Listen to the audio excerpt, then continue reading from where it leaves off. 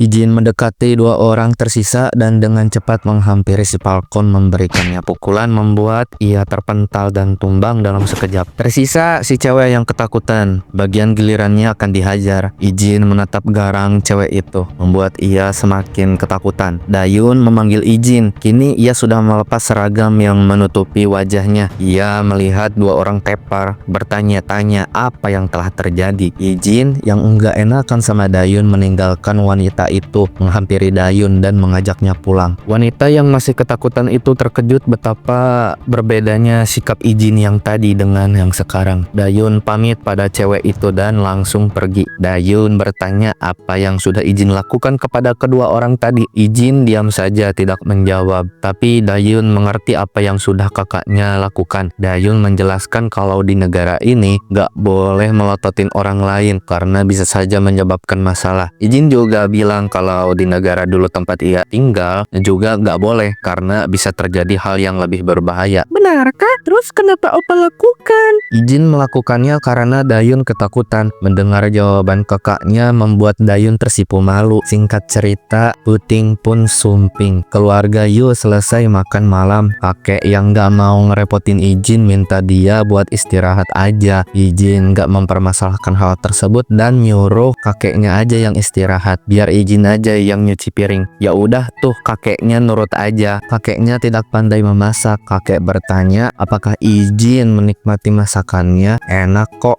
aku menikmatinya. Kakek senang makanannya dipuji. Dayun bahagia bisa melihat kakeknya terlihat senang. Kakek bertanya tentang hari pertama Ijin bersekolah di Korea. Apakah ada masalah? Ijin berkata tidak ada masalah. Mereka pun mulai beranjak tidur. Sebelum tidur, Ijin mengingat saat-saat pertama kali ia bertemu Dayun dan kakeknya. Dan juga momen-momen yang ia alami baru-baru ini sebagai keluarga. Dahulu ada pesawat yang terguncang. Keadaan panik. Masker oksigen darurat terbuka. Ijin yang masih kecil dipasangi masker oksigen oleh ayahnya. Keadaan pesawat semakin parah. Ijin dipeluk ibunya, semakin takut dengan apa yang akan segera terjadi. Pesawat terbakar, mengalami jatuh kecelakaan. Ijin terbangun dari mimpinya, mimpi masa lalu yang sangat mengerikan. Jam menunjukkan pukul 7 lewat, menandakan hari sudah pagi. Ijin keluar dari kamarnya, melihat adiknya sedang menyiapkan sarapan. Ijin bertanya, "Di mana kakek?" Dayun menjawab kalau kakek sudah berangkat kerja dari subuh. Kakeknya mengambil cuti sejak kedatangan Ijin, jadinya dia harus kembali lagi bekerja hari ini. Dayun pamit berangkat sekolah duluan. Ia pun pergi menyisakan Ijin sendirian di rumah. Di sekolah, si jelek sudah melaporkan kepada Hejin tentang kejadian kemarin. Ia khawatir apakah dirinya akan baik-baik saja kalau terus membuli Dayun, mengingat tatapan yang dilemparkan oleh Ijin. Lalu ia membulatkan tekad untuk tidak khawatir karena kakak atau abangnya Hejin adalah jagoan nomor 1 di antara siswa kelas 3 di sekolah ini. Ijin berpindah pada Dayun yang tiba-tiba kepala belakangnya dipukul. Saat dilihat, rupanya Hejin yang ada di belakangnya. Hejin menyuruh Dayun ikut dengannya. Saat ditanya kemana oleh Dayun, dia malah merendahkan Dayun, menganggap Dayun menjadi sok jagoan karena dilindungi oleh kakaknya sekarang. Dayun tidak bisa berkata-kata. Hejin menyuruhnya untuk ikut dan tetap diam kalau tidak mau dihabisi. Mereka membawa Dayun ke tempat sampah. Hejin menendang Dayun sampai terjatuh. Hejin menceritakan tentang kejadian kemarin. Ia menjelaskan kalau orang yang Ijin hadapi kemarin adalah teman abangnya Hejin, pentolan nomor 1 di antara siswa kelas 3. Ia mengungkapkan kalau Ijin sedang berhadapan dengan kakaknya. Apa yang kau lakukan ke opaku? Lu pikir aku gak bentar siapa anjing?